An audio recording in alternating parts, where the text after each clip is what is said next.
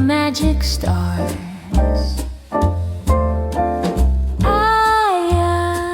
We're about your art.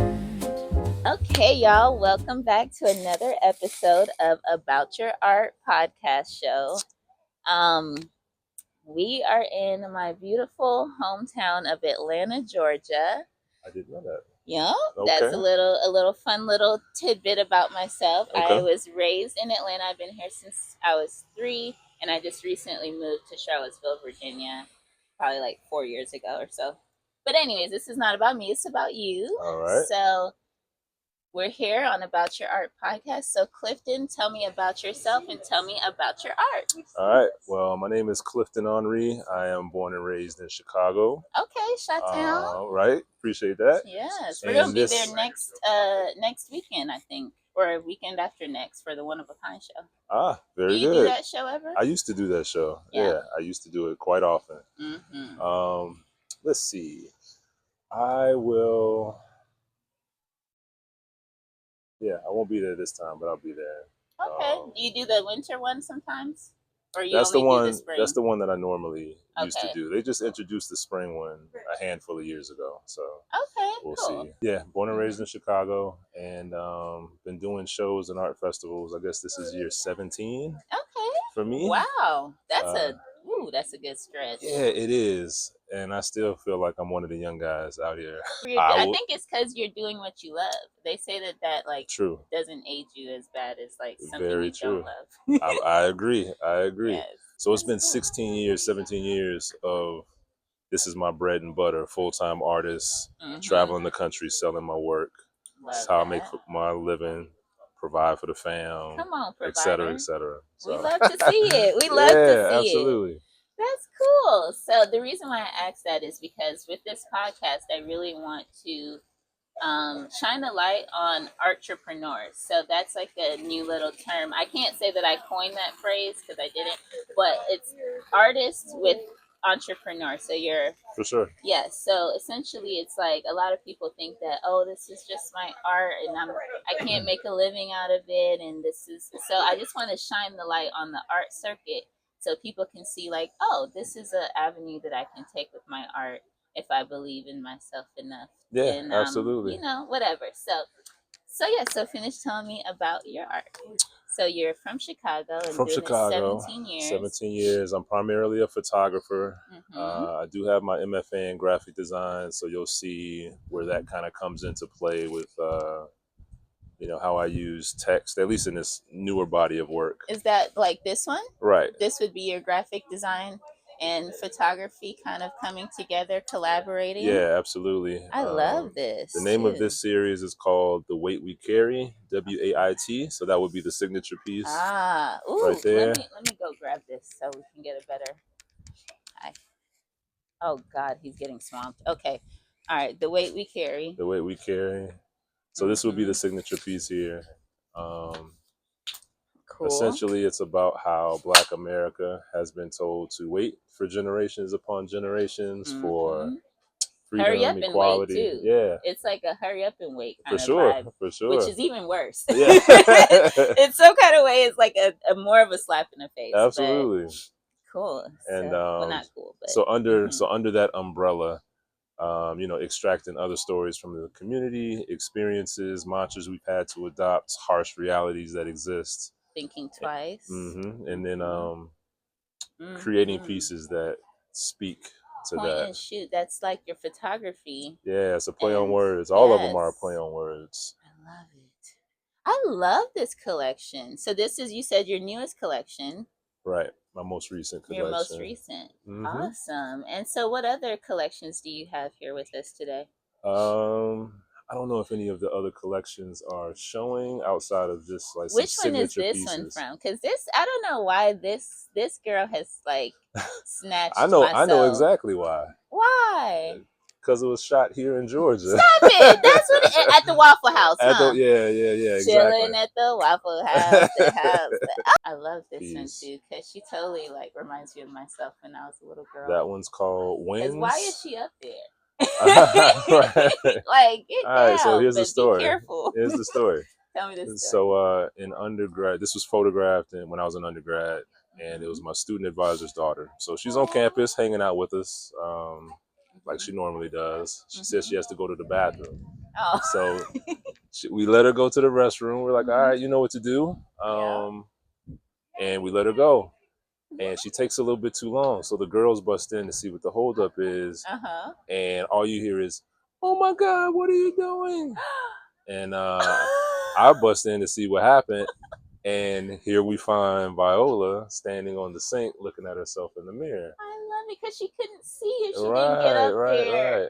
Oh, So she reminds me even more of myself now. Fun fact, when I was in college, I got voted most likely to be looking in the mirror. Oh, word. I don't know why I'm like that. I think it's my Libra rising. But, oh my God. So, oh, that is so cool. So while she was, quote unquote, getting, scolded and everybody being fearful for her, yes, her response was like, I just wanted to see myself. Now, to add a little context to that, this one, she's on a college campus, so there are no kids on campus that her age or anything like that. There. We're in the middle of Iowa. Oh God! And say no more, so hearing, so seeing other Black folks in Iowa, that's a rarity for for our campus. So she literally was not seeing anybody that looked like her age, things like that. So when she said it, it all just clicked for me. Yes. And I'm like, this is an empowering moment. It literally clicked. Yeah. The camera clicked. That's hilarious. That wasn't on purpose. But so she cool. So yeah, I thought it was a magical moment. So I talked to her mom. We came back the next day. I had her put on her favorite dress, and then we recreated exactly what happened the day before. So that's what this is. Story. And the intention behind it, like the way you saw the vision and then you recreate it, and it's just I just love that. That takes another level to that saying a picture tells 1,000 words. For sure. Because that's so deep, because it's true that a lot of little girls sometimes they end up in places and spaces where they don't see themselves, especially in America. So but this also goes on to for me in my art practice too, very significant. One, because this is one of the first photographs I took that let me know that I could do this for the rest of my life. Okay. And then two, the whole concept of like wanting to see yourself or see a version of yourself out here in the world is why I photograph what I photograph. So yes. So that takes me to this next piece that caught my eye. I used to have a low haircut, so I would often go to the barbershop. So tell me about this barbershop piece. All right, so the name of the piece is called The Teacher's Lounge. Ooh. And I think that do you have some like Mercury in your chart? What's your zodiac sign? I'm a Virgo. Yes, ruled by the planet Mercury. Right. Yes, I knew it. I'm so good at this, y'all. Wow. So you're great with words. So tell me about the Teacher's Lounge. Just in general, the idea of the Black barbershop, you know what I mean? Like you learn so much from the elders that are cutting your hair. You don't actually have to live through some of these experiences. You can soak them up if you're wise through osmosis, just from being in the space, Yeah. And just having in a lot of ways, in a lot of instances, like having some consistent Black male influence in your life, whether it's weekly, bi-weekly, monthly. Like you could count on your barber like checking in on you and seeing how things are going, offering you advice, making sure you're on the straight and narrow, or scolding you. You know what I'm saying? Like leaning in on you. We heard you been messing around in school this week. Exactly. So we don't want to hear your mama telling us about this again. Okay, that is so cool. I love your art, man. This is such a great concept, and just so it's just beautiful. It's like, look at her, Black Beauty. And is that the book that she's holding? That's the book, yeah. So, funny story, my first ever interview, I didn't even know it was going to be my first interview, was with a lady named Miss Kathleen, and her business is turning books into purses.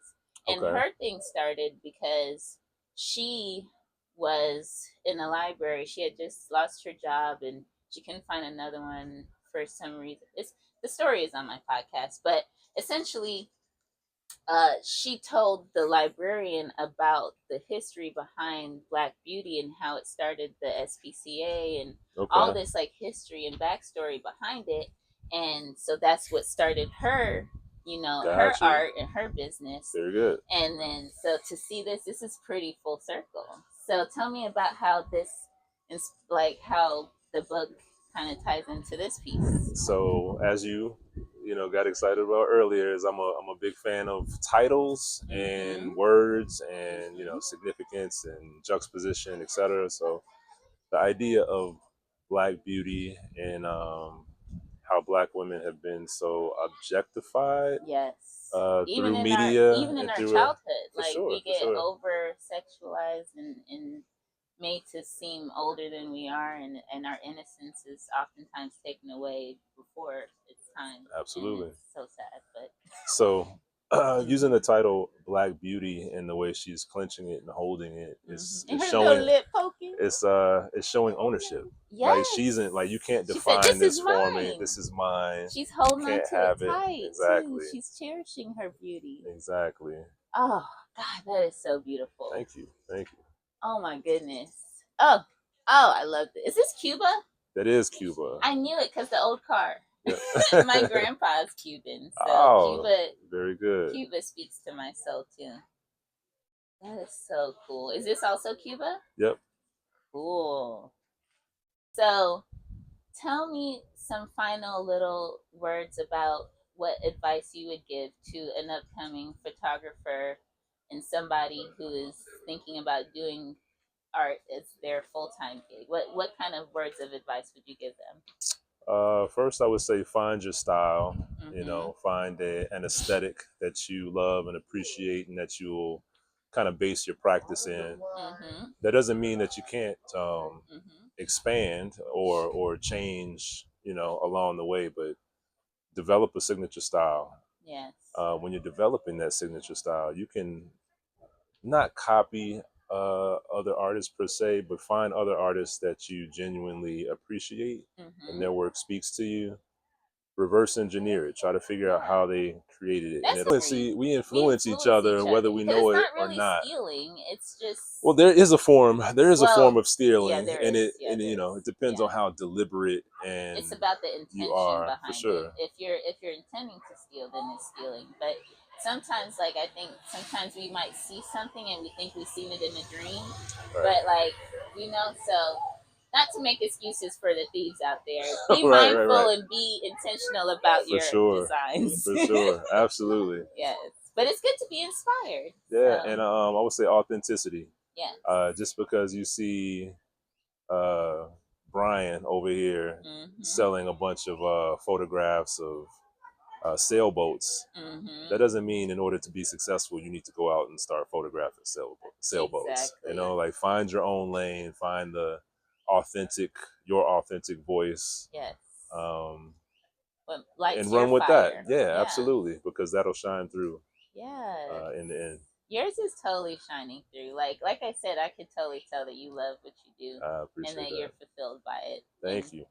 So, thank you for being on this episode of About Your Art podcast. It really means the world to me. I'm about to get emotional right now. But I'm not so I'm gonna go ahead and shut this off now. Thanks, y'all. Right. Make sure you subscribe and like, share, subscribe. I don't know what they be saying. Share, subscribe. There you go. Oh yes, and how can people reach you? Like, where do you have a website? Do you have an Instagram? Tell people where they can reach you. Clifton Henri. So that's CliftonHenri, and that's the website. That's the Instagram, Facebook, etc.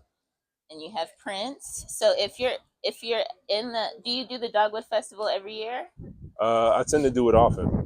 Okay, so if you're in the Atlanta area, and also I'm sure you can check his website to see when's his next shows and stuff, but definitely make sure you check him out. All right. Really awesome. Thank you. Appreciate it. I future art. AYA, where the magic starts.